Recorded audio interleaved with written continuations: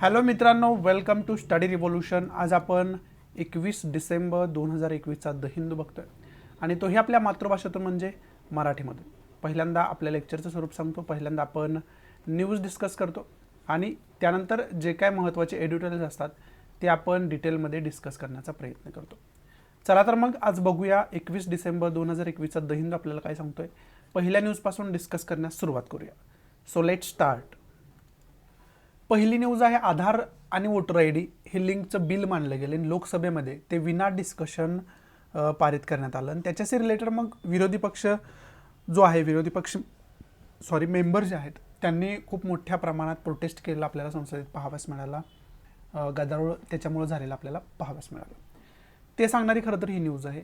विशेष करून हे जे बिल आहे ते इलेक्शन लॉ अमेंडमेंट बिल 2021 हे नवीन बिल आणलं गेलं आणि याच्या अंतर्गत काय होणार आहे तर आधार कार्ड हे वोटर आय डीला लिंक केलं जाणार आहे या बिलच्या अंतर्गत. तर जर याचं कायद्यात रूपांतर होत असेल म्हणजे हे बिल टोटली पास होऊन त्याचा ॲक्ट बनत असेल तर मग अशा प्रकारची सिच्युएशन जी आहे ती अस्तित्वात येताना आपल्याला पाहाव्यास मिळेल. मग विविध महत्त्वाच्या नेत्यांनी त्याच्यावरती स्टेटमेंट्स दिलेले आपल्याला पाहाव्यास मिळते. त्याचबरोबर शशी थरूर यांचं स्टेटमेंटसुद्धा इथं आलेलं आपल्याला पाहाव्यास मिळते. त्यांनी हे सांगितलं की आधारशी वोटर आय डी आपण लिंक करतो याचा अर्थ आपण जे भारतीय नागरिक नाहीत त्यांनासुद्धा भारतीय नागरिकत्वाचा दर्जा देतोय, त्यांनासुद्धा वोटिंग करण्याचा अधिकार देतोय असं त्यांनी बोलून त्याच्यावरती इनडिरेक्टली टीका केलेली आपल्याला पाहाव्यास मिळाली. मग आता याच्यामधून की पॉईंट आपल्याला काय बघायचा तर पहिला की पॉईंट आपल्याला हा बघायचा आहे की या बिलामध्ये नेमक्या तरतुदी महत्त्वाच्या कोणकोणत्या आहेत. नेमकं हे बिल काय, या बिलाचा टोटल अभ्यास करून ठेवणं आपल्याला गरजेचं आहे. कारण हे बिलच मध्यवर्ती ठेवून ही न्यूज आलेली आपल्याला इथं पाहाव्यास मिळते. त्यामुळे इलेक्शन लॉ अमेंडमेंट बिल 2021 काय आहे हे याचा टोटल व्यवस्थितरित्या अभ्यास करून ठेवणं आपल्याला कुठंतरी गरजेचं आहे. हा पहिला की पॉईंट आपला. त्याचबरोबर दुसरा की पॉईंट काय आहे, कोणतंही बिल पास होण्याची प्रक्रिया काय असते, मग त्याच्यामध्ये बिलाचे प्रकार किती असतात, त्या प्रत्येक बिलाचा प्रकार जो आहे त्याची पार्लमेंटमध्ये पास होण्याची प्रोसिजर काय असते हे आपण अभ्यास करून ठेवायला पाहिजे. लक्ष्मीकांत जर तुम्ही रीड करत असाल किंवा पॉलिटीचं बुक रीड करत असाल तर त्याच्यामध्ये ही प्रोसिजर दिलेली असते. त्यामुळं त्या प्रोसिजरचा आपण व्यवस्थितरित्या अभ्यास करून ठेवणं कुठंतरी गरजेचं आहे. समजते. हे दोन की पॉईंट आपण व्यवस्थितरित्या या न्यूजच्या अंतर्गत घेऊ शकतो. मग आता सिलेबसची रिलेशन याचं कसं जोडायचं की सिलेबस रिलेट कशी न्यूज करायची तर पहिला की पॉईंट आपला हा आहे की या बिलाचा टोटल अभ्यास करून ठेवणं आणि दुसरा आहे कोणतंही बिल पारित होण्याचं म्हणजे त्याचा ॲक्टमध्ये रूपांतर होण्याची प्रक्रिया काय याचा अभ्यास करणं. हे दोन्ही पॉईंट जे आहेत ते विशेष करून पॉलिटीमध्ये येतात आणि पॉलिटी जो सब्जेक्ट आहे तो आपला विशेष करून UPSC मेन्सचा विचार केला तर GS सेकंडमध्ये पॉलिटी हा सब्जेक्ट येतो. त्यामुळं ही जी न्यूज आहे ती GS सेकंडच्या दृष्टीतून महत्त्वाची आहे असं आपण या ठिकाणी म्हणू शकतो. समजते तुम्हाला. एवढंच इम्पॉर्टंट या न्यूजमध्ये, एवढं इम्पॉर्टंट की पॉईंट आपण या न्यूजमधून घेऊ शकतो. पुढची महत्त्वाची न्यूज कोणती आहे बघूयात आपण. पुढची न्यूज आहे ती जम्मू काश्मीरशी रिलेटेड न्यूज असलेली इथं पाहाव्यास मिळते. त्याच्यामध्ये विशेष करून सीट जे मेंबर ऑफ पार्लमेंटच्या इलेक्शनसाठी सीट ॲलोकेट केले जातात त्या सीटमध्ये भर टाकणारं प्रपोजल मांडलेलं आपल्याला पाहाव्यास मिळते. त्याच्यामध्ये जम्मूसाठी 6 नवीन सीट्स ॲड केलेले आहेत आणि त्याचबरोबर एक सीट जी आहे ती वाढवलेलं आहे काश्मीर डिव्हिजनमध्ये. याच्या अगोदर जे सीट्स आहेत ना तिथं म्हणजे करंट बेसला किती सीट्स ॲलोकेट केलेले आहेत तिथं तर Kashmir division currently has 46 seats and Jammu 37. जम्मूमध्ये 37 सीट्स आहेत आणि काश्मीरमध्ये 46 सीट्स आहेत. तर त्याच्यामध्येच आता 6ची आणि 1ची भर पडलेली आपल्याला पडताना भविष्यामध्ये आपल्याला पाहाव्यास मिळेल. हे फक्त प्रपोजल आहे, ते अंमलात कशा पद्धतीने येते हे खरं तर बघण्यासारखं असणार आहे. आणि ही जी विशेष करून त्यामुळं काय आहे तर delimitation commission, Jammu and Kashmir delimitation commission आहे त्यामुळं खरं तर ही न्यूजमध्ये असलेलं आपल्याला पाहाव्यास मिळते. हे सांगणारी खरं तर न्यूज आहे. मग याच्यामधून पहिला की पॉईंट आपल्याला काय बघायचं तर पहिला की पॉईंट आपल्याला हा बघायचा आहे की Jammu and Kashmir delimitation commission किंवा डिलिमिटेशन कमिशन जे असतं त्याची नेमणूक खऱ्या अर्थानं कशासाठी केली जाते याची इन्फॉर्मेशन आपल्याला असायला पाहिजे. डिलिमिटेशन कमिशन म्हणजे नेमकं काय, त्याचं कार्य कशा पद्धतीनं असते आणि जम्मू अँड काश्मीरचं डिलिमिटेशन कमिशन काय, त्याचे मेंबर कोणकोणते आहेत याची सर्व इन्फॉर्मेशन आपण इथं या ठिकाणी काढून ठेवणं कुठंतरी गरजेचं आहे. हा पहिला की पॉईंट आपला. दुसरा की पॉईंट काय तर सीट्स अशा प्रकारे ॲड करायचे असतील, कमी करायचे असतील, मतदारसंघामध्ये फेरफार करायचा असेल तर मग त्याच्यासाठी काय तरतूद आहे त्याचासुद्धा अभ्यास आपण पॉलिटिकली करून ठेवायला पाहिजे. घटनेमध्ये तशा प्रकारची तरतूद आहे का, राज्यघटनेमध्ये तशा प्रकारची तरतूद आहे का, त्याची सुद्धा इन्फॉर्मेशन आपण व्यवस्थितरित्या काढून ठेवणं कुठंतरी गरजेचं आहे. हा दुसरा की पॉईंट आपला होऊ शकतो. आणि तिसरा की पॉईंट आपला काय होऊ शकतो, तर जम्मू आणि काश्मीरचं लोकेशन कशा पद्धतीचं आहे याची डिटेल इन्फॉर्मेशन आपण काढून ठेवणं कुठंतरी गरजेचं आहे. मॅप रिडिंगच्या माध्यमातून जम्मू आणि काश्मीरचं लोकेशन व्यवस्थितरित्या बघणं गरजेचं आहे. मग कोणत्याही स्टेटचा ज्यावेळेस आपण अभ्यास करतोय त्यावेळेस आपल्याला काय काय बघायचं आहे ऑलरेडी मी तुम्हाला सांगितलं आहे. ॲग्रिकल्चरल प्रोडक्ट महत्त्वाचं कोणतं, तिथं पीक कोणतं महत्त्वाचं घेतलं जातं त्याचा अभ्यास आपल्याला करणं खरं तर गरजेचं असतं. त्याचबरोबर इंडस्ट्रीयल सेक्टर कशा पद्धतीनं तिथलं आहे, इंडस्ट्री तिथं कोणकोणत्या महत्त्वाच्या आहेत याचा अभ्यास करणं गरजेचं आहे. रिव्हर कोणत्या महत्त्वाच्या असतील तर त्या कोणत्या रिव्हर महत्त्वाच्या आहे याचा अभ्यास करणं गरजेचं आहे. डोंगर रांग कोणती महत्त्वाची असेल, हिल्स कोणकोणते महत्त्वाचे असतील त्या हिलचा सुद्धा अभ्यास आपण करून ठेवणं कुठंतरी गरजेचं आहे. समजते तुम्हाला? त्यामुळं खरं तर एखाद्या स्टेटचा अभ्यास अशा पद्धतीनं आपण महत्त्वाचे पॉईंट्स जर धरून बघायचे झाले तर आपण महत्त्वाचे पॉईंट्स अशा पद्धतीनं त्या स्टेटचे रिलेटेड अभ्यास करू शकतो. आता खऱ्या अर्थानं याचं रिलेशन आपल्याला आपल्या सिलेबसशी जोडायचं आहे. मग पहिल्यांदा डिलिमिटेशन कमिशनचा अभ्यास करणं किंवा सीट्स ॲलोकेट करायचे असतील, वाढवायचे असतील, कमी करायचे असतील, याच्या तरतुदी घटनेमध्ये काय काय आहेत याचा अभ्यास करणं हे टोटली पॉलिटीमध्ये येतं. आणि पॉलिटी जो सब्जेक्ट आहे तो आपला GS सेकंडचा सब्जेक्ट असलेला आपल्याला पाहावयास मिळतो. त्यामुळे ही जी न्यूज आहे ती GS सेकंडच्या दृष्टीतून महत्त्वाची आहे असं आपण या ठिकाणी म्हणू शकतो. त्यानंतर तिसरा की पॉईंट मी सांगितलं होता की जम्मू आणि काश्मीरचं लोकेशन व्यवस्थितरित्या बघणं, त्याच्यामध्ये जे काही महत्त्वाचे की पॉईंट, आता लोकेशन बघणं म्हणजे मॅप रिडिंग आलं. मॅप रिडिंग जे आहे ते जॉग्राफीमध्ये येतं आणि जॉग्राफी हा GS फर्स्टचा सब्जेक्ट आहे. त्यामुळे ही न्यूज जी आहे ती GS फर्स्टच्या दृष्टीतून सुद्धा महत्त्वाची आहे. त्याचबरोबर ॲग्रिकल्चरल सेक्टरचा त्याच्यामध्ये अभ्यास करणं म्हणजे इकॉनॉमीच्या दृष्टीतून अभ्यास करणं. इंडस्ट्रीयल सेक्टरचा सुद्धा आपण इकॉनॉमीच्या दृष्टीतून अभ्यास करतो आणि काही जॉग्राफीच्या दृष्टीतून सुद्धा अभ्यास करतो. रिव्हरचा अभ्यास आपण जॉग्राफीच्या दृष्टीतून करतो आणि हिल्स वगैरे आहेत त्याचा सुद्धा अभ्यास आपण जॉग्राफीच्या दृष्टीतून करत असतो. त्यामुळं GS फर्स्ट आणि GS सेकंडच्या दृष्टीतून खऱ्या अर्थानं ही न्यूज महत्त्वाची आहे. आणि थोडाफार विचार केला तर GS 3च्या म्हणजे इकॉनॉमीच्या दृष्टीतून सुद्धा ही न्यूज महत्त्वाची आहे असं या ठिकाणी आपण संबोधू शकतो. बाकी याच्यामध्ये इम्पॉर्टंट असं काही नाही आहे. इथं आपण इंटरनेटच्या माध्यमातून जम्मू आणि काश्मीरचे रिलेटेड महत्त्वाचे काही फॅक्ट्स बघू शकतो. त्याच्यामध्ये स्टेट्स ॲनिमल जे आहे ते काश्मीरी स्टॅग आहे, state bird black neck crane आहे, स्टेट फ्लॉवर कोणतं आहे तर लोटस आहे आणि स्टेट ट्री कोणते तर चिनार ही ट्री स्टेट ट्री म्हणून ओळखली जाते. त्याचबरोबर पुढं त्यांनी काय सांगितलं आहे की असेंब्ली सीट्स किती आहेत ते सुद्धा इथं त्यांनी सांगण्याचा प्रयत्न केला आहे. ते जसं की आपण न्यूजमध्ये बघितलेच आत्ता. त्यानंतर वाईल्ड लाईफ सँक्च्युरी काय महत्त्वाच्या आहेत तिथं, त्या महत्त्वाच्या वाईल्ड लाईफ सँक्च्युरी कोणकोणत्या आहेत तर त्याच्यामध्ये Baltal Thajwas wild life sanctuary आहे. अशा प्रकारच्या अनेक ज्या काही वाईल्ड लाईफ सँक्च्युरी आहेत ना त्याची लिस्टच इथं दिलेली त्यांनी आपल्याला पाहाव्यास मिळते. या ठिकाणी तुम्ही बघू शकता.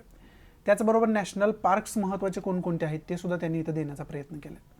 त्याच्यामध्ये नॅशनल पार्क्समध्ये सिटी फॉरेस्ट नॅशनल पार्क आहे, त्यानंतर दाचिगम नॅशनल पार्क आहे, हेमिस नॅशनल पार्क आहे, किश्तवार नॅशनल पार्क आहे. हे 4 महत्त्वाचे नॅशनल पार्क त्यांनी दिलेले आहेत.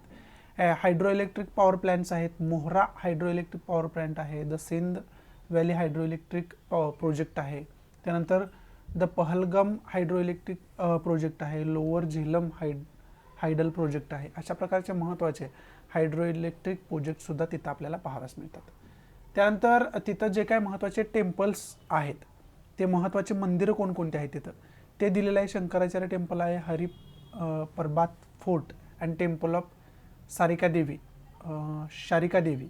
त्यानंतर खीर भवानी टेम्पल आहे, मार्तंड टेम्पल आहे, अवंतीपूर टेम्पल आहे, छत्ती पडसाही गुरुद्वारा हे सुद्धा टेम्पल तिथं असलेलं आपल्याला पाहावयास मिळतं.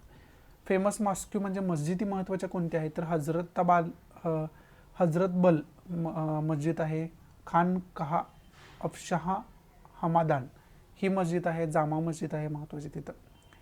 त्यानंतर नॅचरल रिसोर्सेस म्हणजे मिनरल्स महत्त्वाचे कोणकोणते तिथं सापडतात हे त्यांनी इथं देण्याचा प्रयत्न केला आहे. त्याच्यामध्ये बॉक्साईट आहे, जिप्सम आहे, त्यानंतर लाईमस्टोन आहे, कोल आहे, झिंक आहे, कॉपर आहे.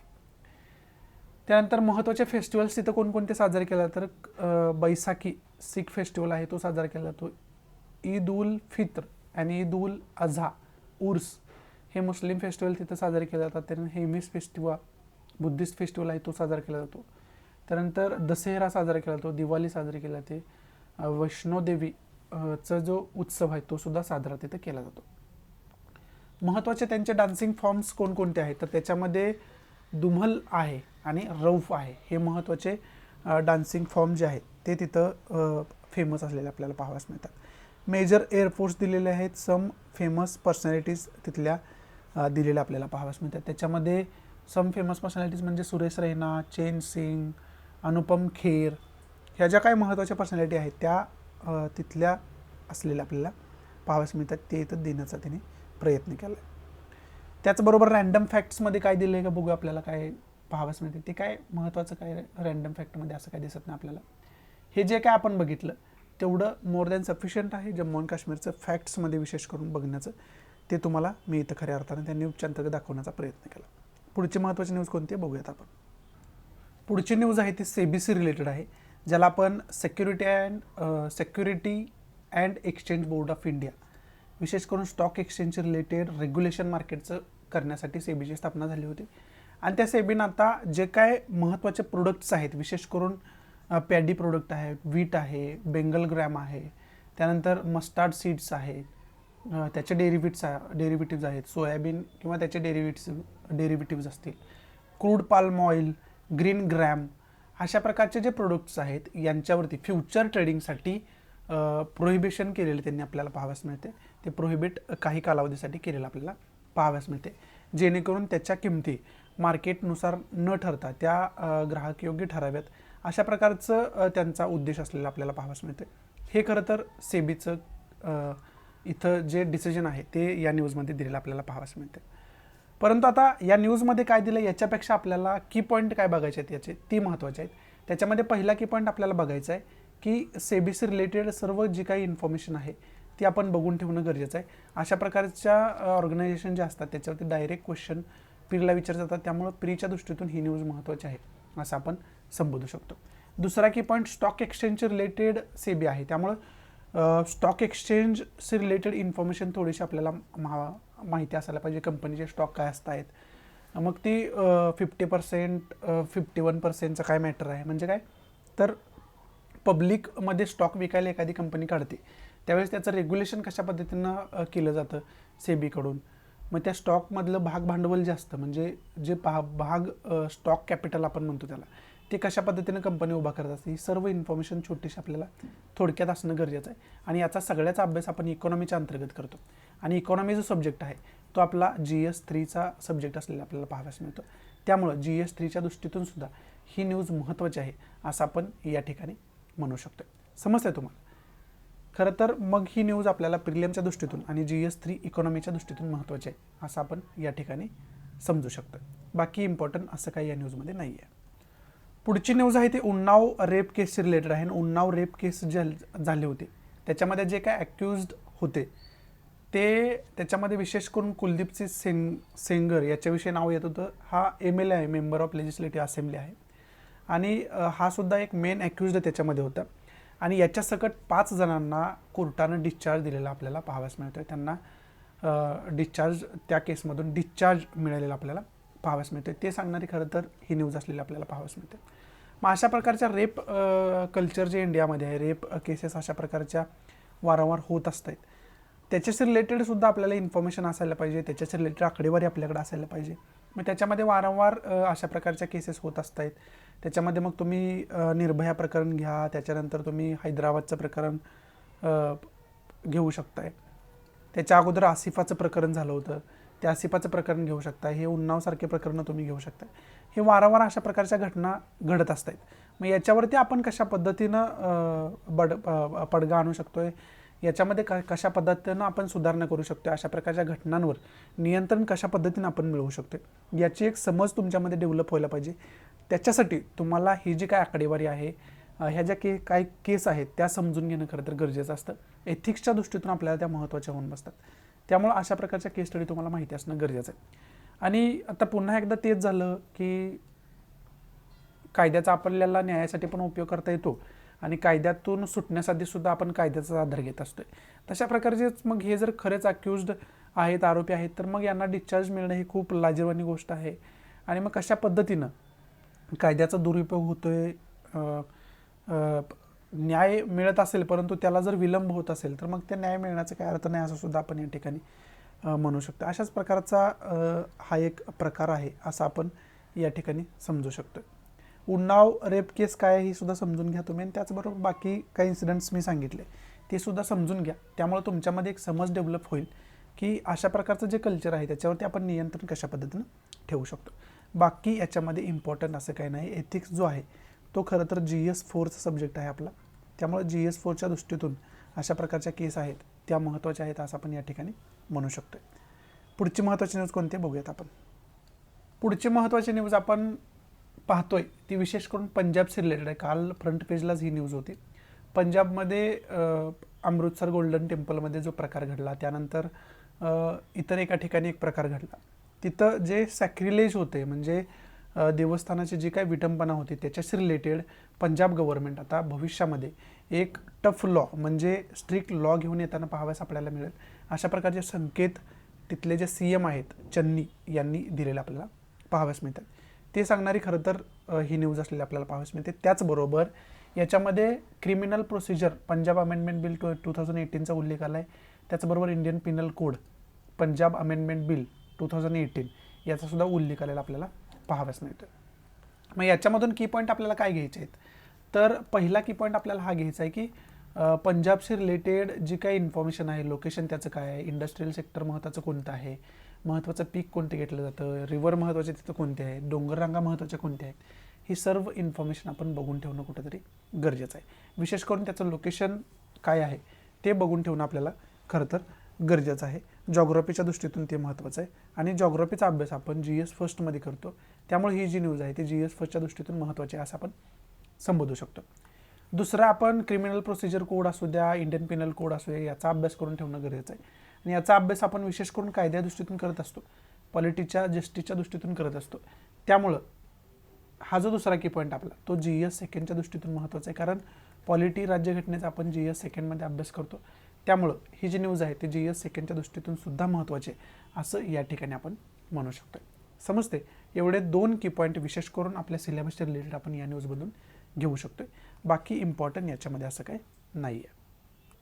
पुढची न्यूज आहे ती ऐश्वर्या राय बच्चन यांच्याशी रिलेटेड न्यूज असलेली आपल्याला पाहाव्यास मिळते आणि त्या आताच एन्फोर्समेंट डिरेक्टरीच्या समोर हजर राहिलेलं आपल्याला पाहाव्यास मिळालं. त्यांचं स्टेटमेंटसुद्धा रेकॉर्ड करून घेतलेलं आपल्याला पाहाव्यास मिळालं. विशेष करून पनामा पेपर्सशी रिलेटेड जी काय केस होती त्याच्यामध्ये त्यांचंसुद्धा नाव, बच्चन कुटुंबियांचं सुद्धा नाव आलेलं आपल्याला पाहाव्यास मिळालं होतं. विशेष करून ऐश्वर्या राय बच्चन यांचं नाव आलेलं आपल्याला पाहाव्यास मिळालं होतं. ते सांगणारी खरं तर ही न्यूज आहे. मग याच्यामधून की पॉईंट आपल्याला काय काय बघायचे आहे, तर पहिला पनामा पेपर्स केस काय आहे याची डिटेल इन्फॉर्मेशन आपल्याला असणं गरजेचं आहे. याच्यामध्ये अनेक महत्त्वाच्या पर्सनॅलिटीचे नाव आले होते. त्यावेळेस पाकिस्तानचे जे प्राईम मिनिस्टर होते नवाज शरीफ, त्यांचंसुद्धा याच्यामध्ये नाव आलं होतं. त्याच केसमध्ये विशेष करून ते आता जेलमध्ये सजा भोगत असले आपल्याला पाहाव्यास मिळतात. नजरकैदेत त्यांना ठेवलेलं आहे तशा प्रकारच्या केसेसमुळे. त्यामुळे हे पनामा पेपर्स प्रकरण जे आहे ते त्यावेळेस खूप गाजलं होतं. आणि ते आणखी एकदा न्यूजमध्ये आलं ऐश्वर्या राय बच्चन यांची ED समोर लागलेली हजेरी हे बघून. त्यामुळं पनामा पेपर्सशी रिलेटेड जे काही केस स्टडी आहे ते आपल्याला टोटल माहिती असणं कुठेतरी गरजेचं आहे. हा पहिला की पॉईंट आहे. आणि दुसरा की पॉईंट काय आहे, तर इन्फोर्समेंट डिरेक्टरी विषयीची म्हणजे ED विषयीची सर्व इन्फॉर्मेशन आपल्याला असायला पाहिजे. ED वारंवार न्यूजमध्ये असतं, त्यामुळे याची स्थापना कशी झाली, याचं स्टेटस काय असतं, याची सर्व इन्फॉर्मेशन आपल्याला डिटेलमध्ये असणं कुठेतरी गरजेचं आहे. हा दुसरा की पॉईंट आहे. मग आता याचं रिलेशन सिलेबसचे जर बघितलं आपण, तर पनामा पेपर्स हा आर्थिक एक घोटाळा मानला जातो आहे आणि विशेष करून याचं रिलेशन मग इकॉनॉमीशी आपण लावू शकतो. त्यामुळं इकॉनॉमी जो सब्जेक्ट आहे तो आपण खऱ्या अर्थानं GS थर्डमध्ये अभ्यास करत असतो इकॉनॉमीचा. त्यामुळं ही जी न्यूज आहे ती GS 3च्या दृष्टीतून महत्त्वाची असं आपण म्हणू शकतो. आणि इन्फोर्समेंट डिरेक्टरी अशा प्रकारच्या ज्या संस्था असतात, गव्हर्नमेंटच्या असू द्या किंवा निमशासकीय असू द्या, याच्यावरती डायरेक्ट क्वेश्चन प्रीला अनेक वेळा विचारलं आहे आयोगानं. त्यामुळे प्रीच्या दृष्टीतून सुद्धा ही न्यूज महत्त्वाची आहे असं या ठिकाणी आपण म्हणू शकतो. बाकी इम्पॉर्टंट याच्यामध्ये असं काही नाही आहे. त्यामुळे पुढची महत्त्वाची न्यूज कोणती बघूयात आपण. पुढची न्यूज आहे फायनान्स मिनिस्टर निर्मला सीतारामन यांच्याशी रिलेटेड. आणि जे काय बँकेचे पैसे बुडवून परदेशात पळून गेलेले आहेत त्याच्यामध्ये विजय माल्या आहे, नीरव मोदी आहे, मेहुल चोक्सी आहे, यांच्याशी रिलेटेड खरं तर ही न्यूज आहे. आणि त्यांच्या ज्या मालमत्ता खाजगी होत्या, ज्या भारतात ते सोडून गेले, त्या खाजगी मालमत्ताची विक्री करून, लिलाव करून आत्तापर्यंत 13,109 कोटी रुपये वसूल झालेले आहेत. अशा प्रकारची इन्फॉर्मेशन संसदेमध्ये निर्मला सीतारामन यांच्याकडून देण्यात आलेलं आपल्याला या न्यूजमध्ये सांगितलेले आहे. मग याच्यामध्ये पहिला की पॉईंट आपल्याला यांच्याविषयी की स्टडी माहिती पाहिजे की विजय माल्या, नीरव मोदी, मेहुल चोक्सी हे प्रकरण नेमके यांचे काय आहेत. त्याच्या अगोदरचा विचार केला तर आत्ताच एक वेब सिरीज आली होती की ह्याच्यावरती हर्षद मेहता प्रकरणावरती. तो सुद्धा एक बँक घोटाळा होता. स्टॉक मार्केटचा घोटाळा म्हटलं जाते त्याला, परंतु खऱ्या अर्थानं डिटेलमध्ये अभ्यास केला तर तो बँक घोटाळाच होता. मग अशा प्रकारचे बँक घोटाळे आपण समजून घ्यायला पाहिजे, तरच आपल्याला हे समजू शकेल की बँकिंग सेक्टरमध्ये काय नेमकं कमी पडते, कुठं लूप होल आहे. आणि मग खऱ्या अर्थानं ते आपल्याला ज्या ह्या केस स्टडी समजल्यानंतर नेमकं बँकिंग सेक्टरमध्ये काय कमी पडतं हे आपल्याला समजून घेता येईल. आणि हा सर्व बँकिंग सेक्टरचा अभ्यास आपण विशेष करून इकॉनॉमीच्या दृष्टीतून करत असतो. त्यामुळं इकॉनॉमीचा अभ्यास आपल्या सिलेबसच्या दृष्टीतून बघितला तर GS 3मध्ये आपण करत असतो. त्यामुळे ही जी न्यूज आहे ती GS 3च्या दृष्टीतून महत्त्वाची आहे असं या ठिकाणी आपण संबोधू शकतो. समजते. बाकी इम्पॉर्टंट असं काही याच्यामध्ये नाही आहे. विशेष करून या ज्या केस स्टडीज आहेत या सर्व केस स्टडीज आपल्याला माहिती असणं कुठंतरी गरजेचं आहे. हेच इम्पॉर्टंट आहे याच्यातून. आणि त्याचा आपण बँकिंग सेक्टरचा अभ्यास इकॉनॉमीच्या दृष्टीतून करायला पाहिजे या अनुषंगानं, याला अनुसरून. त्यामुळं तेवढंच या न्यूजमध्ये महत्त्वाचं आहे. बाकी इम्पॉर्टंट याच्यामध्ये असं काही नाही आहे. आता पार्लमेंटमध्ये विशेष करून 2 बिलं महत्त्वाची खरं तर त्याच्यावरती चर्चा चालू असताना आपल्याला पाहावंच मिळते. त्याच्यामध्ये इलेक्शन लॉ अमेंडमेंट बिल एक आहे आणि मॅरेज ॲक्टशी रिलेटेड एक बिल आहे की त्याच्यामध्ये woman age of marriage bill आहे. त्याच्यामध्ये महिलांचं जे मॅरेज एज आहे ते 18 वरून 21 वर्ष करण्यावरती चाललेलं आपल्याला पाहावंच मिळते. म्हणजे मिनिमम एज लग्नासाठी जे असतं ते 18 वर्ष आत्ता आहे, परंतु ते वाढवून 21 वर्षांपर्यंत केलं जाईल अशा प्रकारचं बिलसुद्धा संसदेमध्ये आहे. ते बिल तुर्तास संसदेमध्ये आहे, परंतु त्याच्याशी सोबतच दुसरं एक इलेक्शन लॉ अमेंडमेंट बिल जे होतं त्याच्यामध्ये आधार कार्ड आणि वोटर ID यांचं लिंकेज करायचं होतं, हे लिंक करायचं होतं. त्याच्याशी रिलेटेड जे बिल आहे ते लोकसभेमध्ये पारित झालेलं आपल्याला पाहावयास मिळालं. परंतु woman age of marriage bill जे आहे ते आणखी लोकसभेमध्ये पेंडिंग आहे, सभागृहामध्ये पेंडिंग असलेलं आपल्याला पाहावयास मिळते. ती 2 बिलं जास्त न्यूजमध्ये आहेत आत्ता. त्याच्यावरून वारंवार गदारोळ होत असताना आपल्याला पाहावयास मिळते. विरोधी पक्ष जो आहे तो त्याला वारंवार टीका त्याच्यावरती करतोय, त्याला विरोध करताना संसदेत सभागृहामध्ये प्रोटेस्ट करताना आपल्याला पाहावयास मिळतं. ते सांगणारी खरं तर ही न्यूज आहे. मग याच्यामधून पहिला की पॉईंट आपल्याला हा बघायचा आहे की इलेक्शन लॉ अमेंडमेंट बिल काय आहे त्याची इन्फॉर्मेशन आपल्याला असायला पाहिजे. त्याचबरोबर woman age of marriage bill जे आहे त्याच्याशी इन्फॉर्मेशन आपल्याला टोटल असणं कुठेतरी गरजेचं आहे. ह्या 2 बिलांचा आपण व्यवस्थितरित्या अभ्यास करून ठेवायला पाहिजे. ऑलरेडी मी सांगितले. आणि विशेष करून पॉलिटीच्या अंतर्गत येतं, म्हणजेच GS 2च्या अंतर्गत येतं. त्यामुळे ही जी न्यूज आहे ती GS 2च्या दृष्टीतून खूप महत्त्वाची आहे. त्याचबरोबर मी तुम्हाला ऑलरेडी सांगितले की बिल कोणतं, बिलाचे प्रकार किती असतात आणि ते त्या प्रत्येक प्रकाराचं बिल जे आहे ते कशा पद्धतीनं पारित होत असतं, कशा पद्धतीने त्याचं ॲक्टमध्ये रूपांतर होत असतं, त्याच्या प्रक्रिया वेगवेगळ्या आहेत. त्या वेगवेगळ्या प्रक्रिया कशा पद्धतीच्या आहेत त्याचासुद्धा अभ्यास आपण व्यवस्थितरित्या करून ठेवणं कुठेतरी गरजेचं असतं. त्यामुळे त्याचासुद्धा अभ्यास आपण व्यवस्थितरित्या करून ठेवायला पाहिजे. समजतं तुम्हाला? एवढंच इम्पॉर्टंट या न्यूजमध्ये. पुढची महत्त्वाची न्यूज कोणती बघूयात आपण. पुढची न्यूज आहे मालदीवशी रिलेटेड. आणि मालदीवचे महत्त्वाचे मालदीवमधले लीडर आहेत अब्दुल्ला यामीन. यांनी इंडिया आउट कॅम्पेनला प्रोत्साहन दिलेलं आपल्याला तिथं पाहावयास मिळते. म्हणजे इंडियन प्रोडक्ट असतील, इंडियन व्यक्ती असतील यांना मालदीवमधून हद्दपार करणे खरं तर या कॅम्पेनचा उद्देश असलेला आपल्याला पाहावयास मिळतं. जे की इंडियासाठी खरं तर विचार करायला लावणारी गोष्ट आहे आणि मालदीवसाठी सुद्धा खरं तर ही विचार करायला लावणारी गोष्ट असलेली आपल्याला पाहावयास मिळते. हे सांगणारी खरं तर ही न्यूज आहे. मग याच्यामधून पहिला की पॉईंट आपण इंटरनॅशनल रिलेशनच्या दृष्टीतून इंडिया आणि मालदीवचे रिलेशनशिप कशा पद्धतीचे याची डिटेल इन्फॉर्मेशन काढून ठेवणं कुठंतरी गरजेचं आहे. आणि एवढाच की पॉईंट खरं तर महत्त्वाचा आहे या न्यूजच्या अंतर्गत. आणि इंटरनॅशनल रिलेशनचा जो अभ्यास आहे तो आपण खऱ्या अर्थानं कुठं करतो तर इंटरनॅशनल रिलेशनचा जो अभ्यास आहे आपण GS 2मध्ये करतो. त्यामुळे ही जी न्यूज आहे ते GS 2च्या दृष्टीतून महत्त्वाची आहे असं आपण या ठिकाणी म्हणू शकतो. बाकी इम्पॉर्टंट असं काही नाही आहे. दुसरा जरी इम्पॉर्टंट की पॉईंट अजून काढायचा झाला तर मालदीवचं लोकेशन कशा पद्धतीने याची डिटेल इन्फॉर्मेशन आपण काढायला पाहिजे. तो जो मॅप रिडिंग आहे तो मॅप रिडिंग करून ठेवायला पाहिजे. आणि मॅप रिडिंग कशात करतो आपण, तर जॉग्राफीमध्ये करतो. आणि जॉग्राफी जो आहे तो GS फर्स्टमधला सब्जेक्ट आहे, त्यामुळे ही जी न्यूज आहे ती GS फर्स्टच्या दृष्टीतून सुद्धा महत्त्वाची आपण करू शकतो. एवढंच इम्पॉर्टंट या न्यूजमध्ये. पुढची महत्त्वाची न्यूज कोणती बघूयात आपण. इथं आपल्या महत्त्वाच्या न्यूज ज्या आहेत त्या समाप्त होत आहेत. आता आपण महत्त्वाचे एडिटोरियल्स कोणकोणते आहेत ते डिस्कस करण्यास सुरुवात करूया. So let start. आजचं जे पहिलं एडिटोरियल आहे ते वॅक्सिन्स रिलेटेड एडिटोरियल आहे. कशा पद्धतीने आपण वॅक्सिनेशन करू शकतो वगैरे वगैरे याच्यात दिले. हे काय आपल्यासाठी इम्पॉर्टंट नाही, हे डिस्कस करणं अजिबात गरजेचं नाही आपल्याला. आत्तापर्यंत वॅक्सिनेशन कशा पद्धतीने आपण चांगलं करू शकतो याच्यावरती जवळजवळ 50पेक्षा जास्त एडिटोरियल लिहून गेले. त्यामुळे ते काय आपल्याला महत्त्वाचं नाही आहे. आपल्यासाठी महत्त्वाचं हे दुसरं एडिटोरियल म्हणू शकतो आपण, कारण आत्ता जो नवी दिल्लीमध्ये सेंट्रल एशियन कंट्रीज आणि इंडियामध्ये जो टॉक झाला, त्याचे जे एक्सटर्नल अफेअर मिनिस्टर होते प्रत्येक कंट्रीचे, त्यांची मिटिंग तिथं झाली. त्याच्यामध्ये आपले एक्सटर्नल अफेअर मिनिस्टर जयशंकरसुद्धा होते. आणि विशेष करून ही मिटिंग आहे ती नवी दिल्लीमध्ये झाली. आणि त्याच्यामध्ये मग विशेष करून काय काय चर्चा झाली ते खरं तर सांगणार हे एडिटोरियल आहे. ते आपल्यासाठी महत्त्वाचं कशा पद्धतीने आहे, तो कन्क्लुजन जे त्या चर्चेतून आलेलं आहे ते सांगणारं खरं तर एडिटोरियल आहे. मग याच्यामध्ये विशेष करून अफगाणिस्तानचा मुद्दा मांडला गेला. अफगाणिस्तानमध्ये तालिबानचं सरकार आल्यापासून कशा पद्धतीनं महिलांच्या अधिकारांवरती गदा येते, अनेक लोकांच्या हत्या होते, अशा प्रकारच्या न्यूज बाहेर येतात. त्यामुळं आपल्या सगळ्यांना मिळून, म्हणजे सगळेजण म्हणजे कोण, तर जे सेंट्रल एशियन कंट्रीज आहेत आणि इंडिया आहे, या सगळ्यांना मिळून पहिल्यांदा अफगाणिस्तानी नागरिकांना मदत करणं गरजेचं आहे. लवकरात लवकर त्यांना मदत देणं गरजेचं आहे, असं याच्यामध्ये एक चर्चा महत्त्वाची झाली. त्याचबरोबर ट्रेड कशा पद्धतीने आपण सेंट्रल एशियन कंट्रीसोबत वाढवू शकतो याच्यावरती सुद्धा चर्चा झाली. त्याच्यामध्ये चाबहार पोर्टचा उल्लेख आला.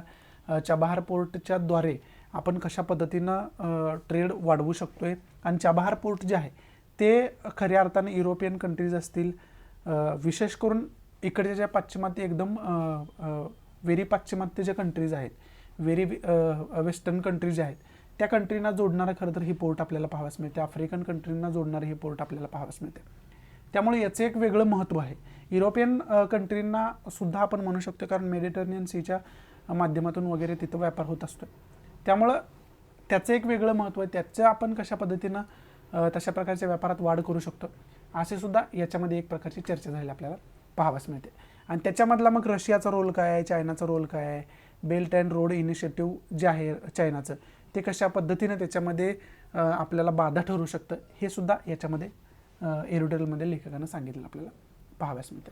समजते, हे सांगणार खरं तर एडिटोरियल आहे. बाकी याच्यामध्ये इम्पॉर्टंट असं काही सांगितलं नाही, परंतु याच्यामधून जे घ्यावेचे आहेत आपल्याला, ते जे की पॉईंट घ्यायचे आहेत आपल्याला, ते की पॉईंट खरं तर महत्त्वाचे होऊन बसतात. त्यामुळं त्याच्यामध्ये पहिला की पॉईंट कोणता असू शकतो, तर अफगाणिस्तानशी रिलेटेड सर्व इन्फॉर्मेशन आपल्याला असायला पाहिजे, की तालिबानची सत्ता तिथं कशा पद्धतीनं आली, तो एक संघर्ष वेगळा आहे, अफगाणिस्तानची हिस्ट्री वेगळी आहे. आणि ते ऑलरेडी मी त्याच्यावरती वेगळं लेक्चर बनवले, एक एडिटोरियल चांगल्या पद्धतीचं चालू होतं, ते डिस्कशन करून ठेवले आणि ते वेगळं लेक्चर मी ऑलरेडी अपलोड करून ठेवलेलं आहे. जर करंट बेस्ड इश्यू प्लेलिस्ट आहे आपली, ती जाऊन बघितलं तर त्याच्यामध्ये अफगाणिस्तानशी रिलेटेड जी काही इन्फॉर्मेशन टोटल आहे ती मी देणारं वेगळं लेक्चर बनवून ठेवलं आहे. ते तुम्हाला सर्व इन्फॉर्मेशन मिळून जाईल. त्याचबरोबर अफगाणिस्तानचं लोकेशनसुद्धा आपल्याला बघायचं आहे, ते सुद्धा मॅप रिडिंगच्या माध्यमातून आपल्याला बघणं गरजेचं आहे. त्याचबरोबर दुसरा की पॉईंट काय, तर सेंट्रल एशियन कंट्रीज कोणकोणत्या आहेत, त्या सेंट्रल एशियन कंट्रीजविषयीची इन्फॉर्मेशन आपल्याला काढायला पाहिजे. आणि त्याच्यासोबत इंटरनॅशनल रिलेशनच्या दृष्टीतून इंडियाचं रिलेशन कशा पद्धतीचं आहे याची डिटेल इन्फॉर्मेशन आपण काढून ठेवणं कुठेतरी गरजेचं आहे. समजते, हा सुद्धा दुसरा की पॉईंट होऊ शकतो. तिसरा की पॉईंट आहे, तर चाबहार पोर्टचा उल्लेख आला आहे. मग चाबहार पोर्टचं लोकेशन कशा पद्धतीचं आहे आणि ते चाबहार पोर्ट जे आहे ते कधी फॉर्म झालेलं आहे, त्याची हिस्ट्री एक वेगळी आहे, ती हिस्ट्री काय आहे, इंडियाचा त्याच्यामध्ये काय रोल आहे, ही सर्व इन्फॉर्मेशन आपल्याला माहिती असायला पाहिजे. समजते, एवढं की पॉईंट आपण या न्यूजच्या माध्यमातून घेऊ शकतो. आणि विशेष करून ही जी एडिटोरियल, हे जे एडिटोरियल आहे ते एडिटोरियल विशेष करून GS फर्स्ट आणि GS सेकंडच्या दृष्टीतून महत्त्वाचं आहे असं आपण या ठिकाणी संबोधू शकतो. समजते तुम्हाला, याच्यासाठी खरं तर हे एडिटोरियल महत्त्वाचं आहे. बाकी इम्पॉर्टंट या एडिटोरियलमध्ये नाही आहे. पुढचं एक महत्त्वाचं एडिटोरियल आहे ते अफगाणिस्तानवरतीच आहे, ते सुद्धा बघूयात आपण. पुढचं जे हे एडिटोरियल आपल्याला पाहावयास मिळतं इथं, ते सुद्धा अफगाणिस्तानशी रिलेटेडच आहे. आणि विशेष करून महिलांची कंडिशन इथं काय आहे, अफगाणिस्तानच्या महिलांची कंडिशन कशा पद्धतीनं डिग्रेड होत चाललेली आहे याच्यावरती भाष्य करणार हे एडिटोरियल असले आपल्याला पाहावयास मिळते. मग अफगाणिस्तानची हिस्ट्री जी आहे की ते देणारं मी ऑलरेडी लेक्चर बनवलेच, परंतु याच एडिटोरियलमध्ये लेखिकेनं जी आकांक्षा खुल्लर या लेखिका या एडिटोरियलच्या आहेत, यांनी एक विशेष याच्यामध्ये पॉईंट काय सांगितलं आहे, वेगळा पॉईंट काय सांगितलं तर महिलांचं कशा पद्धतीनं फ्रीडम हिसकावून घेतलं जातं तालिबानकडून, महिलांचं कशा पद्धतीनं एज्युकेशनल राईट जो आहे तो हिसकावून तालिबानकडून घेतला जातो आणि त्याच्यामुळं महिलांवरती अन्याय तिथं वाढत चाललेले आहेत, कशा पद्धतीनं वाढत चाललेले आहे, त्यांच्या ह्युमन मानवी अधिकाराचं कशा पद्धतीनं उल्लंघन तिथं होत आहे, हा एक सांगणारा एक वेगळा पॉईंट या एडिटोरियलमध्ये अंडरलाईन लेखिकेनं केलेला आपल्याला पाहाव्यास मिळतं. आणि त्याच्याच रिलेटेड मग अफगाणिस्तानची रिलेटेड जी काही हिस्ट्री आहे ती आपल्याला माहिती असणं गरजेचं आहे. त्याच्याच रिलेटेड एक वेगळं लेक्चर बनवलं आहे, ऑलरेडी मी तुम्हाला सांगितले, ते लेक्चर नक्की बघा. त्याच्यामध्ये अफगाणिस्तानची सर्व काही हिस्ट्री जी आहे ती मी अंडरलाईन करण्याचा प्रयत्न केला आहे, समजावून आपल्या मातृभाषेतून सांगण्याचा प्रयत्न केला आहे. अफगाणिस्तानमध्ये ज्यावेळेस तालिबानची सत्ता आली त्यावेळेस तालिबाननं घोषणा केली होती की महिलांचं जे अधिकार आहेत त्याचं उल्लंघन आम्ही करणार नाही, महिलांना फ्रीडम आम्ही देईन, त्याचबरोबर त्यांना काम करण्यासाठी अलाव करेन, म्हणजे एम्प्लॉयमेंट त्यांना करता येईल, त्यांना एज्युकेशन घेता येईल. परंतु सत्तेमध्ये तालिबान आल्यानंतर त्यांनी सत्ता ही शस्त्राच्या जोरावरच मिळवली, त्याची काही इलेक्शन वगैरे नव्हतं झालं. परंतु ज्यावेळेस शस्त्राच्या जोरावर सत्ता त्यांच्या हातात आली काबूलवर, ज्यावेळेस त्यांनी कब्जा केला त्यानंतर 2-3 दिवसातच त्यांनी अशा प्रकारच्या घोषणा केल्या होत्या आणि आपण किती मॉडरेट झालेलो आहेत अशा प्रकारचे एक आव आणला होता त्यांनी. परंतु आत्ता जर बघितलं तर ते पुन्हा एकदा त्यांच्या पूर्वीच्या रवैयावर पुन्हा एकदा त्यांनी पूर्वीचं त्यांचं जे रूल्स होतं ते तिथं लादायला सुरुवात केली. आणि विशेष करून त्यांचा रूल जो पूर्वीचा होता तो महिलांवर अन्याय करणारा होता, त्यांना एज्युकेशन राईट द्यायचे नाही, त्यांना बाहेर फिरायला मुभा नव्हती जास्त, ते आत्ता पण त्यांच्याकडून हिरावून घेतले, जास्त उच्च शिक्षण घेण्याची मुभा त्यांना नव्हती, एम्प्लॉयमेंट करण्याची मुभा त्यांना नव्हती.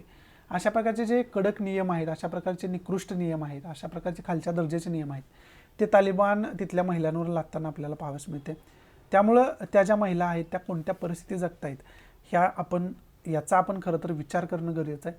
आणि याचा खऱ्या अर्थानं विचार केला तर आपण समजू शकतो की त्या महिला नेमका कोणत्या पोझिशनमध्ये कोणत्या परिस्थितीमध्ये जगत असतील. मग त्याच्यामध्ये त्यांनी कपडे कोणत्या प्रकारचे घालावेत हे सुद्धा नियम घालून दिलेले आहेत. त्यांनी पूर्ण फेस झाकलेला असायला पाहिजे, पूर्ण अंग झाकलेला असायला पाहिजे, म्हणजे बुरखा जशा पद्धतीनं असतो तो बुरखा त्यांनी घातलेला असायला पाहिजे. ते कंपल्शन तिथं करण्यात आलेलं तालिबानकडून आपल्याला पाहावयास मिळते. म्हणजे एकंदरीत तालिबान जो आहे तो अन्याय तिथल्या स्त्रियांवर करतोय, तिथल्या लोकांचं ह्युमन राईटचं व्हायोलेशन करतोय, मानवी अधिकारांचं व्हायोलेशन करतोय. त्यालाच मध्यवर्ती ठेवून नवी दिल्लीमध्ये जी बैठक झाली याच्या अगोदरचं एडिटोरियल आपण छोटंसं बघितलं होतं, त्याच्यामध्ये सुद्धा हाच मुद्दा जास्त करून चर्चेमध्ये आला होता. त्याच्यामध्ये सुद्धा अफगाणिस्तानी लोकांना आपण कशा पद्धतीने लवकरात लवकर मदत करू शकतो त्याच्यावरतीच चर्चा झालेली आपल्याला पाहावयास मिळाली होती. बाकी इम्पॉर्टंट या आर्टिकलमध्ये असं काही नाही आहे. आणि जे पहिल्या एडिटोरियलमध्ये तुम्हाला मी की पॉईंट सांगितले आहेत तेच की पॉईंट आपण खरं तर या एडिटोरियलच्या माध्यमातून सुद्धा अभ्यास करून ठेवणं खरं तर गरजेचं आहे. बाकी इम्पॉर्टंट याच्यामध्ये असं काही नाही आहे. त्यामुळे पुढचं एडिटोरियल महत्त्वाचं कोणतं आहे बघूयात आपण. पुढचं एडिटोरियल जे आहे ते पहिलं विशेष करून फेडरलिझम म्हणजे संघराज्य जे आपलं आहे, संघराज्यवाद, त्याला मध्यवर्ती ठेवून हे एडिटोरियल आलेलं आपल्याला पाहावयास मिळतं. आणि कोविड-19 म्हणजे पॅन्डेमिक पिरियड जो होता त्याच्यामध्ये राज्य आणि सेंट्रल गव्हर्नमेंट, केंद्र सरकार आणि राज्य सरकार यांच्यामध्ये जे क्लॅशेस आहेत, यांच्यामध्ये जे मतभेद आहेत, यांच्यामध्ये जे वितुष्ट आहे ते खरं तर वाढत चाललेलं आहे. त्याच्यामुळं फेडरलिझम आपला संघराज्यवाद जो आहे तो खरं तर संघराज्य आपलं धोक्यात आल्यासारखं झाले असं या एडिटोरियलमध्ये सांगितलं. मग त्याला अनेक कारण आहेत. त्याच्यामध्ये गुड्स अँड सर्व्हिस टॅक्सचं कारण आहे, त्याचबरोबर स्मार्ट सिटी मिशन प्लॅन आणला होता, delay in transfer of GST compensation जे स्टेटला देणं होतं केंद्र सरकारकडून त्याच्यामध्ये डिले झाला. One nation one ration policy जी आहे त्याच्यामध्ये स्टेट गव्हर्नमेंटचे जे काय अधिकार आहेत ते स्टेट गव्हर्नमेंटला असा भास झाला की स्टेट गव्हर्नमेंटकडून काढून घेण्यात आलेले आहेत. त्याचबरोबर अनप्लॅन्ड नॅशनल लॉकडाऊन कशा पद्धतीने ज्या पद्धतीने लावले स्टेटचा विचार न घेता, त्याच्यामुळं स्टेटचा अनेक स्टेटमध्ये सेंट्रल गव्हर्नमेंटवरती टीका झालेली आपल्याला पाहावयास मिळाली. त्याचबरोबर फार्म लॉ जो आला होता त्याच्याशी रिलेटेड प्रोटेस्ट झाले, त्याच्यामध्ये फेडरलिझम आपलं धोक्यात आलेलं आपल्याला पाहावयास मिळालं. Banking regulations amendment act of 2020 हे बँकिंग रेग्युलेशन्स अमेंडमेंट ॲक्टचे बिल आलं होतं. त्याच्यामध्ये सुद्धा स्टेटचा जास्त विचार केला गेला नव्हता, स्टेटला जास्त विचारात घेतलं गेलं नाही असं सुद्धा आरोप सेंट्रल गव्हर्नमेंटवरती झालं होतं. त्याचबरोबर government of national capital territory amendment act 2021 याच्यामध्ये विशेष करून स्टेटशी रिलेटेड हा कायदा आहे, परंतु स्टेटला जास्त यात महत्त्व दिलं नाही, त्यांचं मत ऐकून घेतलं नाही, त्यामुळं जास्त टीका झाली. त्याचबरोबर marine fishery bill 2021 Indian marine fishery bill आहे, ड्राफ्ट इलेक्ट्रिसिटी अमेंडमेंट बिल आहे 2020चं, डॅम सेफ्टी बिल 2019चं आहे, the national education policy of 2020 आहे, ड्राफ्ट ब्लू इकॉनॉमी पॉलिसी आहे, reserve bank of India directive आणि कोऑपरेटिव्ह हा कायदा आपण घेऊ शकतो. टॅक्स कलेक्शनशी रिलेटेड मुद्दा आपण घेऊ शकतो. या सर्व मुद्द्यांवरती हे जे मी सर्व मुद्दे तुम्हाला ग्रीनमध्ये अंडरलाईन करून दाखवलेले आहेत, आता वाचून दाखवलेले आहेत, त्या सर्वांमध्ये विशेष करून स्टेट गव्हर्नमेंट आणि सेंट्रल गव्हर्नमेंटमध्ये मतभेद वारंवार आपल्याला पाहाव्यास मिळाले आणि ते मतभेद अतिशय टोकाला गेलेले सुद्धा आपल्याला पाहाव्यास मिळाले. आणि आपलं फेडरलिझम काय सांगतं की आपण स्टेट गव्हर्नमेंट आणि सेंट्रल गव्हर्नमेंटनं एकत्रितरित्या येऊन काम करणं गरजेचं आहे, हातात हात घालून आपण काम करणं गरजेचं आहे. परंतु या मुद्द्यांवरती स्टेट गव्हर्नमेंट आणि सेंट्रल गव्हर्नमेंट कधीही एकत्र आलेलं आपल्याला पाहाव्यास मिळालं नाही. अनेक ठिकाणी मतभेद असलेले आपल्याला पाहाव्यास मिळाले. मग असे जर मतभेद चालत राहिले, असे जर मतभेद क्लिअर नाही झाले, असं जर आपण स्टेट गव्हर्नमेंटला विचारात नाही घेतलं, स्टेट गव्हर्नमेंटनं सेंट्रल गव्हर्नमेंटला विचारात नाही घेतलं, एकमेकांना त्यांनी समजून नाही घेतलं, तर जे आपलं फेडरलिझम आहे, आपलं संघराज्य आहे, ते कुठंतरी धोक्यात येण्याची शक्यता आहे, त्याला कुठंतरी गालबोट लागण्याची शक्यता आहे. असं एक वेगळा पॉईंट अरुण PS यांनी या एडिटोरियलमध्ये सांगितलेलं आपल्याला पाहाव्यास मिळतं. समजतं तुम्हाला? बाकी इम्पॉर्टंट या एडिटोरियलमध्ये असं काही नाही आहे. त्यामुळे याच्यामध्ये की पॉईंट जे काही ग्रीन लाईन अंडरलाईन केले त्याच्याशी रिलेटेड जे काही मुद्दे महत्त्वाचे होते त्या मुद्द्यांचा आपण व्यवस्थितरित्या अभ्यास करून ठेवणं कुठेतरी गरजेचं आहे. हा पहिला की पॉईंट आपला. दुसरा की पॉईंट आपला काय होऊ शकतो तर 15 फिनान्स कमिशनचा उल्लेख आला आहे. मग 15 फिनान्स कमिशनमध्ये काय सांगितलं होतं ते 15 फिनान्स कमिशनचा एक वेगळा अभ्यास आपण करून ठेवणं कुठेतरी गरजेचं आहे. समजते? हा दुसरा की पॉईंट आपला. तिसरा की पॉईंट आपला काय असू शकतो तर फेडरलिझमशी रिलेटेड जी काही इन्फॉर्मेशन आता लक्ष्मीकांत पॉलिटीमध्ये लक्ष्मीकांतची पॉलिटी जी आहे ती त्याच्यामध्ये फेडरलिझम हा नवीन एक टॉपिकच दिलेला आहे. मग त्या टॉपिकच्या डिटेलमध्ये आपण अभ्यास करून ठेवणं कुठेतरी गरजेचं आहे. आणि हे जे सर्व पॉईंट मी तुम्हाला सांगितले ते विशेष करून पॉलिटीच्या दृष्टीतून महत्त्वाचे आहेत, म्हणजेच GS सेकंडच्या दृष्टीतून महत्त्वाचे आहेत. त्यामुळे GS सेकंडचा आपण सेकंडच्या दृष्टीतून हे खरं तर एडिटोरियल हे जे आर्टिकल आहे ते महत्त्वाचं आहे असं आपण या ठिकाणी म्हणू शकतो. बाकी इम्पॉर्टंट या आर्टिकलमध्ये एडिटोरियलमध्ये असं काही नाही आहे. पुढचं जे एडिटोरियल आहे ते विशेष करून इनइक्वॅलिटीशी रिलेटेड आहे. आणि याच्यामध्ये रिच अँड पुअर म्हणजे गरीब आणि श्रीमंत यांच्यामध्ये जे दरी निर्माण झालेले आहे त्याच्यावरती बोलले गेले, यांच्यामध्ये जी काय असमानता आहे त्याच्यामध्ये बोलले गेले. आणि विशेष करून पॅन्डेमिक पिरियडमध्ये, या लॉकडाऊनच्या पिरियडमध्ये ही दरी जी आहे ती खूप मोठ्या प्रमाणात बघायला मिळाली. लोकांना, श्रीमंतांना फॅसिलिटी उपलब्ध होत होत्या पैशाच्या जोरावरती, पण गरिबांची खऱ्या अर्थाने याच्यामध्ये फरफट झाली. असा एक वेगळा अँगल याच्यामध्ये सांगण्याचा लेखकानं प्रयत्न केला आहे. बाकी इम्पॉर्टंट या आर्टिकलमध्ये असं काही नाही आहे. फक्त हा जो मुद्दा होता तो मला विशेष वाटला, त्यामुळं एवढाच मुद्दा तुम्हाला मी सांगण्याचा प्रयत्न केला आहे. बाकी इम्पॉर्टंट असं काही नाही आहे. या ठिकाणी आजच्या द हिंदूच्या न्यूज महत्त्वाच्या ज्या काय होत्या आणि महत्त्वाचे एडिटोरियल जे काय होते ते या ठिकाणी मी समाप्त करतो आहे. आता न्यूजपेपरमध्ये जे काय महत्त्वाची ठिकाणं आपण डिस्कस केली होती ना त्याचा एकदा मॅप बघून घेऊया. वर्ल्ड मॅप पण बघूया आणि इंडियन पॉलिटिकल मॅप पण बघूया.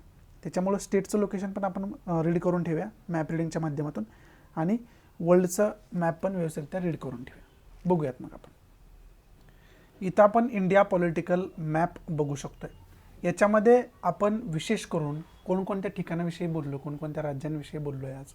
तर त्याच्यामध्ये पहिल्यांदा जम्मू काश्मीर बघितलं पाहिजे आपल्याला. जम्मू काश्मीरविषयी बोललो, त्याच्यामध्ये सीट्सचं अलोकेशन जास्त ॲडिशन केलेलं आहे.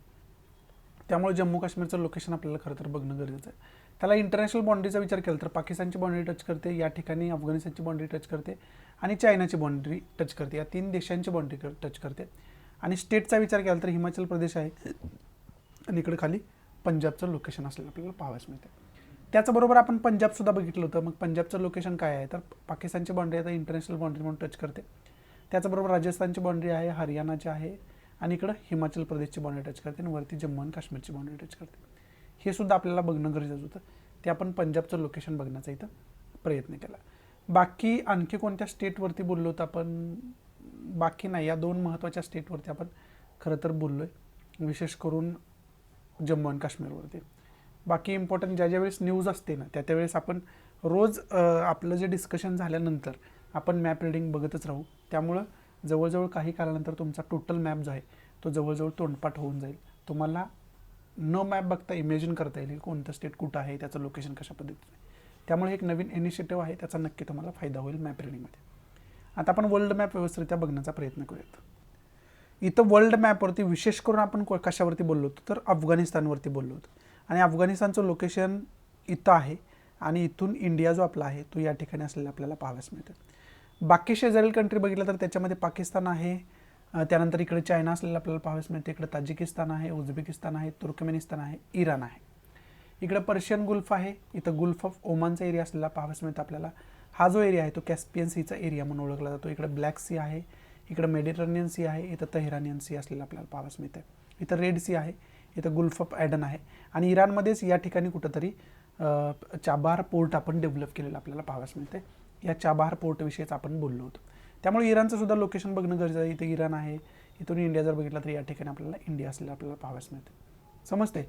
आणि इराणचं लोकेशन इकडे इराक आहे, इकडं सिरिया आहे, इकडं अझरबैजान आहे, इकडं तुर्कमेनिस्तान आहे, अफगाणिस्तान आहे, पाकिस्तान आहे आणि इकडं पर्शियन गुल्फ ऑफ ओमान ही ऑलरेडी मी तुम्हाला दाखवलेलं आहे. सौदी अरेबियाचा वगैरे एरिया तुम्ही या ठिकाणी बघू शकता. समजते. हे आपण वर्ल्ड लेवलला खऱ्या अर्थानं ह्या महत्त्वाच्या देशांचा आज उल्लेख न्यूजमध्ये आपला केला.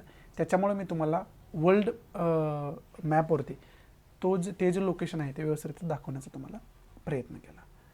बाकी इम्पॉर्टंट आजच्या द हिंदूमध्ये काय नव्हतं, जेवढं इम्पॉर्टंट होतं ते आपण ऑलरेडी डिस्कस केलेलं आहे. आशा आहे की मी तुम्हाला चांगल्या पद्धतीनं आजचा द हिंदू आपल्या मातृभाषेतून म्हणजे मराठीतून समजावून सांगू शकलो असेल. जर आवडत असेल तर प्लीज लाईक करा, नसेल तर डिसलाईक करा आणि डिसलाईक का केलं हे कमेंट बॉक्समध्ये नक्की सांगा, जेणेकरून तुमच्या इन्स्ट्रक्शननुसार त्याच्यामध्ये मी इम्प्रोव्हायझेशन करू शकेन. आणि प्लीज आपल्या जास्तीत जास्त विद्यार्थ्यांना हे शेअर करा, जेणेकरून सर्व आपल्या मराठी विद्यार्थ्यांना याचा फायदा होऊ शकेल. आपला टेलिग्राम चॅनल आहे, टेलिग्राम ग्रुप आहे, तो पण जॉईन करा, जेणेकरून लेक्चर्स रिलेटेड इतर काय अपडेट्स असतील त्या तुम्हाला वेळोवेळी मिळत राहतील. या नोटवरती मग या ठिकाणी मी तुमची रजा घेतो. भेटूया आपण उद्याच्या द हिंदूच्या लेक्चरमध्ये. तोपर्यंत thanks for watching. Good bye, take care, जय हिंद.